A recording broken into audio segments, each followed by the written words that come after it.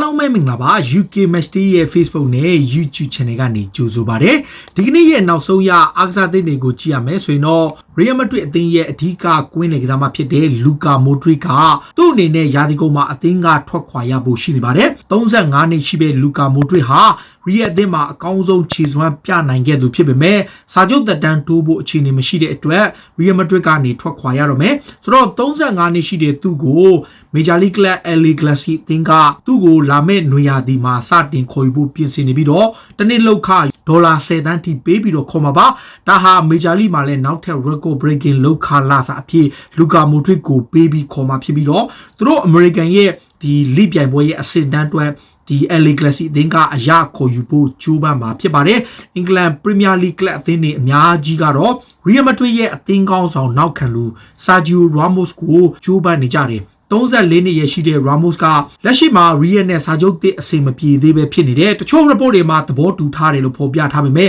တချို့ report တွေမှာတော့သဘောမတူထားသေးဘူးတကယ်လို့များ Real Madrid ဘက်ကဒါသူထွက်လာခဲ့ရင်သူ့ကိုခေါ်ချင်တဲ့ club တွေအများကြီးတဲ့မှာ Premier League club တွေအများကြီးပါတယ်ပြီးခဲ့တဲ့ရက်ပိုင်းတုန်းကဆိုရင် Manchester United တောင်ပါသေးတဲ့အတွက် Real Madrid အသင်းရဲ့နောက်ခံလူ Sergio Ramos ကတော့တကယ်လို့များအသင်းကထွက်ခွာရင်တော့သူ့ကိုခေါ်ချင်တဲ့ club တွေကအများကြီးရှိနေကြတာပါတခါ Real Madrid ဟာသူတို့ရဲ့နောက်ခံလူ Sergio Ramos ကိုဒါတက်တန်းတိုးဖို့သဘောတူညီမှုမရခဲ့ရင် Bayern Munich ရဲ့နောက်ခံလူ Alaba ကိုပဲအဓိကခေါ်သွားမယ်လို့ဆိုလိုက်ပြီ28နှစ်ရွယ်ရှိတဲ့ Alaba ဟာ Real Madrid အသင်းရဲ့အဓိက top target ဖြစ်သလို Bayern ကနေရာသီကုန်မှာစာချုပ်သက်တမ်းကုန်ဆုံးတာကြောင့်အလွတ်ပြောင်းရွှေ့ခြင်းနဲ့ထွက်ခွာခွင့်ရမယ်သူတောင်းဆိုတဲ့လောက်ခလာစာကိုလည်း Real Madrid ဘက်ကပေးဖို့ရှိတယ် Ramos ကိုတစ်နှစ်ကို12 တန်းကိုပေးဖို့စဉ်းစားနေပေမဲ့ Alaba က28နှစ်ပဲရှိတဲ့အတွက်ကြောင့်နောက်ထပ်4နှစ်လောက်ကစားလို့ရတဲ့အတွက် Sergio Ramos ထက်Alaba ရဲ့ယူရို30ထိကိုပေးပြီးတော့ခေါ်ယူဖို့ကြိုးပမ်းနေတဲ့ target ထားနေတယ်လို့ဆိုပါတယ်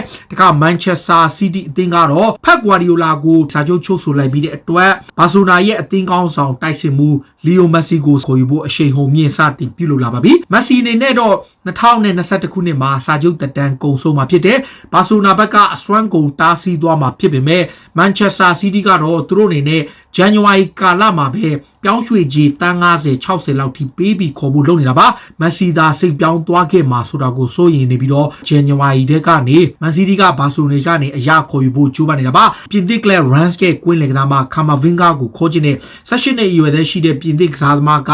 ပြီးခဲ့တဲ့ရာသီပြင်သစ်လီဂူရဲ့အကောင်းဆုံးကွင်းလေကစားမဆုကိုရခဲ့တာပါတကယ်ကို quality လည်းရှိတဲ့အရေးချင်းရှိတဲ့လူငယ်ကစားမလေးကို Manchester City က target ထားနေတာပါဒီလိုမျိုး Man City က Messi ကိုခေါ်မယ်ဆိုပြီးတော့သတင်းတွေတောက်လျှောက်တက်နေတဲ့အချိန် Barcelona အသင်းဘက်ကတော့ဘာပြောထားလဲဆိုတော့ January ကာလမှာ Messi ကိုဘယ်စည်းနဲ့မှရောင်းချသွားမှာမဟုတ်ဘူးလို့ဆိုထားတယ်သူတို့အနေနဲ့ Messi ကိုမျှော်လင့်နေတာကလက်ကျန်6လအတွင်းမှာစာချုပ်တိချုပ်ဆိုနိုင်မဲ့အခွင့်အရေးရှိနေသေးတယ်လို့ယုံကြည်ထားကောင်းထားနိုင်တယ်မာကာသတင်းစာရဲ့အဆိုအရ January ကာလမှာသူတို့အနေနဲ့ရွေးကောက်ပွဲအပြီးမှာတက်ပေါ်လာမဲ့ဒီဥက္ကဋ္ဌတယောက်ကသူ့ကိုကောင်းကောင်းစီယုံနိုင်လိမ့်မယ်လို့မျှော်လင့်ထားတဲ့အတွက် Messi ကို January ကာလမှာရောင်းချသွားမှာမဟုတ်ဘူးလို့ဆိုတာပါဒီ Tottenham Hotspur ရဲ့နီးပြဟောင်း Mauricio Pochettino ကတော့သူ့အနေနဲ့ဥရောပထိပ်တန်းကလပ်တွေကိုညှင်းဆန်မှုပြုလုပ်နေတဲ့အချိန်ဘယ်ကလပ်ကိုသွားရမလဲဆိုတော့သူမရွေးရသေးတဲ့အချိန်မှာဘာဆိုနာကိုတော့သူ2ကြိမ်ညှင်းပယ်ခဲ့ဘူးတယ်ဒါပေမဲ့အခုနောက်ဆုံးတွေ့ထားတဲ့မာကာသတင်းစာရဲ့အဆိုအရ Pochettino အနေနဲ့ဘာဆိုနာကသာနောက်ထပ်တစ်ကြိမ်ထပ်ကမ်းလှမ်းမယ်ဆိုရင်တော့သူ့အနေနဲ့လက်ခံဖို့အသင့်ရှိလာပြီလို့ဆိုထားတယ်စောပိုင်းတုန်းကတော့ Espanyol ရဲ့နီးပြဖြစ်ခဲ့တဲ့အတွက်ဘာဆိုနာအသင်းကိုလုံးဝကိုက်တွယ်မှာမဟုတ်ဘူးလို့ဆိုထားတာပါတကယ်လို့များဘာဆိုနာသာနောက်ထပ်တစ်ကြိမ်ကမ်းလှမ်းလာခဲ့ရင်သူ့အနေနဲ့လက်ခံသွားဖို့အသင့်ရှိတယ်လို့ဆိုတာပါခုလောလောဆယ်မှာဖော့ပါရဲ့ situation ကလည်းမရေရာသေးဘူးဖြစ်နေတယ်ဖော့ပါကဒီ Manchester United မှာပွဲထွက်ခွင့်ရဖို့ရုန်းကန်နေရတာကြောင့်ရေရှည်မှာ United အနေနဲ့ဖော့ပါကိုဆုံးရှုံးသွားလိမ့်မယ်လို့ Michael Owen ကဆိုထားတယ်ဒီကဖော့ပါလို့ထိပ်တန်းအဆင့်ရှိတဲ့ကစားမတယောက်အနေနဲ့ United ရဲ့အရန်ကုန်မှာထားရင်ပြဿနာရှိနိုင်တဲ့အတွက်သူ့ကိုကလပ်သင်းကရောင်းချဒါမှမဟုတ်ရှင်ပုံမှန်နေရာပေးဖို့ကြိုးစားရမယ်ဒီလိုမှမဟုတ်လို့ရှိရင်ဖော့ပါကိုတိုင်အသင်းကထွက်ခွာသွားဖို့တောင်းဆိုလိမ့်မယ်လို့ဆိုတာပါ Manchester United ကပြစ်မှတ်ထားတဲ့ Jadon Sancho ကတော့2021ခုနှစ်အကုန်မှာ Borussia Dortmund ကတေချာပေါက်ထွက်မယ်လို့ဆိုထားတယ်အခု United နဲ့သတင်းတွေထွက်သွားပြီးဒီနေ့ရာသီမှာတော့သူပုံမှန်ခြေစွမ်းမပြနိုင်ပဲရုန်းကန်နေရတာပါဒါပေမဲ့ United ကသူ့ကိုစိတ်ဝင်စားသေးတယ်ဆိုတဲ့သတင်းတွေမှာကြားပြီးတဲ့အခါ Sancho အနေနဲ့ Manchester United ကိုပြောင်းဖို့အခွင့်အရေးရှိတယ်လို့ယုံကြည်ထားပုံရတယ်။နောက်ဆုံးမှာတော့အခု2021ခုနှစ်အကုန်မှာ Borussia Dortmund ကနေထွက်ခွာပြီးတော့အသင်းသစ်ကိုပြောင်းရွှေ့ဖို့ကြိုးပမ်းသွားပွဲရှိတယ်လို့ဆိုပါတယ်။တခါ Liverpool အသင်းရဲ့နောက်ခံလူ Virgil van Dijk က ACL လို့ခေါ်တဲ့ဒူးဒဏ်ရာပြင်းထန်စွာရခဲ့ပြီးအနားယူနေရသူပါဆိုတော့ Van Dijk အနေနဲ့လက်ရှိဒဏ်ရာကြောင့်ယာဒီကုန်ထိနားရမယ်လို့သတင်းတွေထွက်ခဲ့ပေမဲ့ခုလောလောဆယ်မှာဒူးဒဏ်ရာကိုခွဲစိတ်ကုသအောင်မြင်ခဲ့ပြီးတဲ့နောက်ဒူးရဲ့အ movement လေးတွေအသေးစားအလုပ်ငန်းလေးတွေစပြီးတော့လေ့ကျင့်မှုစလုပ်နေပြီသူတို့အနေနဲ့ long way ပါ step by step သွားရပြီးတော့ဒီဒူးဒဏ်ရာကအနည်းဆုံး6လနဲ့9လကြာကြာတဲ့ကြောင့် Van Dijk အနေနဲ့တော့လက်ကျန်ယာဒီပွဲစဉ်အချို့ကိုပါဝင်ကစားနိုင်ဖို့မျှော်လင့်နေစေဖြစ်တယ်လို့ဆိုပါတယ်နောက် Liverpool အသင်းရဲ့နီးပြJurgen Klopp က Mohamed Salah က COVID ဒုတိယအကြိမ်ကူးစက်ခံရပြီးသူစိတ်ပြတ်နေတယ်သူက Salah ကိုအပြစ်မပြောဘူး Salah ကအခုပဲဂျာလာဘေးနေ့က Liverpool အသင်းကိုပြန်ရောက်လာတဲ့အချိန်မှာသူဘာပြောလဲဆိုတော့ Salah ရဲ့ situation နဲ့ပတ်သက်ပြီးသူစိတ်ပြတ်မှုရှိတယ်ဒါပေမဲ့သူ့ရဲ့အတွေ့အကြုံလေးနဲ့သူရှင်းပြောလိုက်တယ်အဲ့ဒါကဘာလဲဆိုတော့သူဂျာမနီကိုရှိတဲ့တုန်းကသူ့ရဲ့တငယ်ချင်းတစ်ယောက်ကမွေးနေ့ပါတီဖိတ်တဲ့အတွက်သူသွားခဲ့တယ်အဲ့ကိုအဲ့အချိန်မှာထိတ်ကိုရောက်သွားတဲ့အချိန်မှာအထဲကိုမဝင်ခင်မှာအဲ့ထက်မှာပါတီထဲမှာလူ90လောက်ရှိတဲ့အခါမှာသူ့အနေနဲ့နီးပြတယောက်လည်းဖြစ်တယ်သူကိုယ်တိုင်လည်းဒါမလုပ်သင့်တဲ့အနေအထားမျိုးကြောင့်သူ့အသင်းအတွက်ပါအများကြီးအဖက်ဖြစ်သွားနိုင်တဲ့ကြောင့်သူဆုံးဖြတ်ချက်ကိုချပြီးတော့သူပြန်လာခဲ့တယ်။ဘာကြောင့်လဲဆိုတော့အထဲမှာလူ90လောက်ရှိတဲ့အခါမှာမလိုအပ်ဘဲနဲ့ကိုဗစ်ကူးတာတို့တခုခုဖြစ်သွားနိုင်တဲ့အတွက်ကြောင့်သူဆုံးဖြတ်ချက်ကိုပြောင်းလဲပြီးတော့သူပြန်လာခဲ့တဲ့အကြောင်းနဲ့ပါတီပွဲကိုဆင်နွှဲခဲ့ခြင်းမရှိခဲ့တဲ့အကြောင်းကိုသူပြန်လဲပြောကြားခဲ့တာ။ဆိုတာက Salas နဲ့တကယ်ဆိုသတိထားသင့်တယ်ဆိုတာကိုသူသဲဝိုက်ပြီးပြောလိုက်တာပါ။ဒါပေမဲ့ Salas ကိုတော့အပြစ်မမြင်ဘူး။ဒါပေမဲ့စိတ်ပြတ်နေတယ်။အခုတပြင်းဒဏ်ရာပြဿနာတွေများနေတဲ့သူ့အသင်းမှာဒီလိုဖြစ်သွားတဲ့အတွက်သူ့အနေနဲ့စိတ်ပြတ်မှုရှိတယ်။ဘာကြောင့်လဲဆိုတော့ Mohamed Salah က3ပွဲလောက်ထိလွဲချော်ရဖို့ရှိတာပါ။အာဆင်နယ်အသင်းကကစားမနှစ်ယောက်ဖြစ်တဲ့နောက်ခံလူဒါဘီလူးဝစ်နဲ့ဒန်နီဆဘိုင်ယော့စ်တို့ training game မှာအချင်းများခဲ့ပြီးရန်ဖြစ်ခဲ့တဲ့အထိဖြစ်ခဲ့တဲ့ဒန်နီဆဘိုင်ယော့စ်ကနှာခေါင်းကသွေးထွက်သွားတဲ့အထိဖြစ်ခဲ့တယ်ဆိုပြီးတော့ဖော်ပြထားတယ်လက်လောမှာဆဘိုင်ယော့စ်ကပြန်လည်ညှင်းထားပေမဲ့ဒီသတင်းကိုဖော်ပြတာကနမေကျော်ဒေးဗစ်အောင်စတင်ရဲ့ athletic ကပါခုလောလောဆယ်မှာမီကေအာဒီတာကသူ့ရဲ့ Premier League press conference မှာတော့ဒီအကြောင်းကိုပြောထားပြီးတော့ဒါကတော့ဘောလုံးလေးချင်ဖြစ်တဲ့အတွက်ကြောင့်တိတ်ပြီးကြီးကြီးမားမားမရှိကြောင်းနဲ့ဘာမှထူးထူးထူးဖြစ်ခဲ့တာမဟုတ်ဘူးဆိုတဲ့အကြောင်းနဲ့သူကကာကွယ်ပြီးပြောကြားထားတယ်လက်ရှိမှာတော့ Ceballos ကတော့ဒီအကြောင်းကိုညှင်းထားပေမဲ့ဒီကိစ္စဖြစ်ခဲ့တာတော့ဒီနီးပြမီကေအာဒီတာကိုယ်တိုင်ကဝန်ခံထားတာပါအာဆင်နယ်အသင်းကလီဗာပူးအသင်းရဲ့ခြေစွမ်းပြနေတဲ့တောင်ပန်ကစားမဒီဂူဂျိုတာကိုခေါ်ဖို့လုပ်ခဲ့တယ်2016ခုနှစ်တုန်းက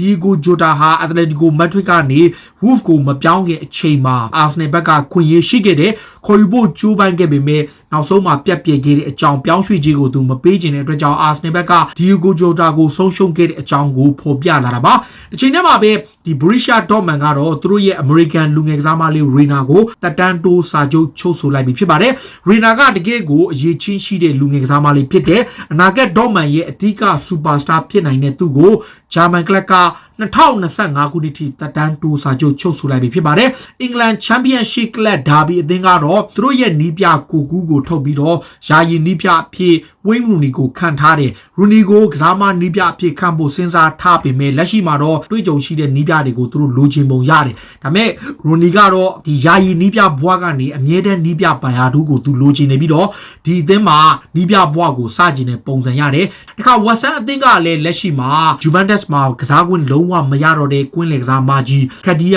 ာကိုခေါ်ဖို့လုပ်နေတယ်။ Tottenham Hotspur နဲ့သတင်းထွက်ခဲ့ပေမဲ့ဆာမီခတီယာကိုဝက်ဆန်အသင်းကိုယ်တိုင်ကလည်းလိုချင်တဲ့အထူးသဖြင့်ကွင်းလေပိုင်းမှာအားကိုးရနိုင်တဲ့ခြေစွမ်းမျိုးရှိတဲ့အတွက်ကြောင့်ဆာမီခတီယာကိုလိုချင်တဲ့အကြောင်းနဲ့လာမယ့်နွေရာသီမှာအလွတ်ပြောင်းရွှေ့ခြင်းနဲ့ရနိုင်တယ်လို့ဆိုပါတယ်။တစ်ချိန်တည်းမှာပဲ Chelsea အသင်းရဲ့တိုက်စစ်မှု Olivier Giroud ကသူ့ရဲ့အနာဂတ်ဟာမကြာမီချိန်တွေမှာဆုံးဖြတ်တော့မယ်လို့ဆိုထားတယ်။34နှစ်ရွယ်ရှိတဲ့ပြင်သစ်တိုက်စစ်မှုကြီးကဒီ Premier League ကလည်းမထွက်ခွာခြင်းဘူးဆိုတော့ Premier League ကပြိုင်ဘက်ကလပ်တွေကိုပြောင်းရွှေ့သွားပွဲရှိတယ်ဆိုပြီးတော့ report တွေမှာဖော်ပြထားလို့ agent ဖြစ်သူကလည်းဆိုထားတဲ့အတွက် Giroud ကို Premier League ကပြိုင်ဘက်ကလပ်တွေမှာတွေ့မြင်ရပွဲရှိတာပါ။ဒါက Chelsea အသင်းရဲ့နီးပြ Frank Lampard ကတော့ Fulham အသင်းမှာငှားသွားကစားနေတဲ့ Ruben Loftus-Cheek ရဲ့ပွဲကစားခွင့်နဲ့ပတ်သက်ပြီးသူစိတ်ပြတ်နေတယ်။ Loftus-Cheek ကို Fulham ကိုအငှားချခဲ့ပေမဲ့24နှစ်အရွယ်ရှိတဲ့အင်္ဂလန်သားက Fulham မှာ2ပွဲပဲကန်ရသေးတယ် ပွဲထွက်ခွင့်သိမ့်မရရင်တိုးတက်မှုအပိုင်းအားနည်းနိုင်တဲ့အတွက်ကြောင့်လမ်ဘတ်ကစိတ်ပြတ်နေပြီးတော့ကုလောဆယ်မှာတော့ Ruben Loftus-Cheek ကဖူဟန်အတွက်အရန်အဖြစ်လဲကစားနေရတာပါ Tottenham Hotspur ရဲ့ညာနောက်ခံလူ Serge Aurier ကပြီးခဲ့တဲ့အပြောင်းရွှေ့တုန်းက Russia Class Spartak Moscow ကိုပြောင်းဖို့တော်တော်လေးကိုသဘောတူညီမှုရခဲ့တယ်သူတပြင်း Spartak Moscow ကသူ့ကိုယူရို 8.5 သန်းနဲ့ခေါ်ဖို့လုပ်ထားတယ်တစ်ချိန်တည်းမှာပဲ Daniel Levy နဲ့လည်း agreement ရထားပေမဲ့ချက်ချင်းကြီးသလို Serge Aurier ရဲ့အကူဖြစ်သူတည်ဆုံးသွားသလိုသူ့ရဲ့ personal နဲ့မိသားစုကိစ္စတွေကြောင့်ဒီအပြောင်းရွှေ့ဟာပြက်ပြေသွားခဲ့ကြောင်းနဲ့ကစားမကိုယ်တိုင်ကဆုံးဖြတ်ချက်ပြန်လည်ပြင်သွားခဲ့တဲ့အတွက်ကြောင့်အပြောင်းရွှေ့မဖြစ်ခဲ့ဘူးဆိုပြီးတော့ Spartak Moscow ကပြန်လည်ပြောကြားခဲ့တာပါ UFC လို့ခေါ်တဲ့ MMA အားကစားပြိုင်ပွဲရဲ့နောက်ထပ်အဓိကပွဲကြီးတစ်ပွဲဖြစ်လာဖို့ရှိတာက lightweight တိုင်းကနမေကျော် Conor McGregor ရဲ့ပွဲပါ McGregor က Dustin Poirier ဆိုတဲ့ UFC ရပဲ lightweight တန်းမှာနာမည်ရှိတဲ့ fighter တယောက်နဲ့ထိုးဖို့ရှိတယ်ဒါကသူတို့နှစ်ယောက်ကပထမတစ်ချိန်2014တုန်းကထိုးခဲ့ဘူးတဲ့အတုန်းကတော့ Conor McGregor ကDustin Poirier ကိုပထမအချီမှာပဲနိုင်ခဲ့ဘူးတာပါအခုသူတို့နှစ်ယောက်ရဲ့ဒုတိယမကြေပွဲနှစ်ကိုတော့2021 January မှာထိုးသက်ဖို့ကို UFC ရဲ့ဥက္ကဋ္ဌဖြစ်သူ Dana White ကိုယ်တိုင်ကအတည်ပြုထားတယ်လက်ရှိနေထားရ Conor McGregor အနေနဲ့နောက်ထပ်မြင်မာတဲ့ထိုးကြီးကိုရရှိဖို့ပြတ်မှတ်ထားနေလို့သူ့အနေနဲ့ Dustin Poirier ရဲ့ပွဲကစိတ်ဝင်စားမှုရှိကြောင်းနဲ့နှစ်ဦးနှစ်ဖက်လုံး fighter နှစ်ယောက်လုံးက confirm လုပ်တဲ့အတွက်ကြောင့်ဒီပွဲကအတည်ဖြစ်ပြီဆိုပြီးတော့ Dana White ကထုတ်ပြန်ကြေညာထားတာပါဒါတွေကတော့စိတ်ဝင်စားစရာနောက်ဆုံးရအားကစားသင်းတွေကိုတင်ဆက်ပေးတာပါခုလိုမျိုးစိတ်ဝင်စားစရာအားကစားသင်းတွေကိုနားဆင်ကြတဲ့ကြည့်ရှုကျွန်တော် UK Matchday ရဲ့ Facebook နဲ့ YouTube Channel ကို follow လုပ်ကြပါလို့တောင်းဆိုရင်းနဲ့ဒီကနေ့ရဲ့အစီအစဉ်ကိုဒီမှာပဲဆုံးသက်ပါစေအားလုံးကိုကျေးဇူးတင်ပါဗျ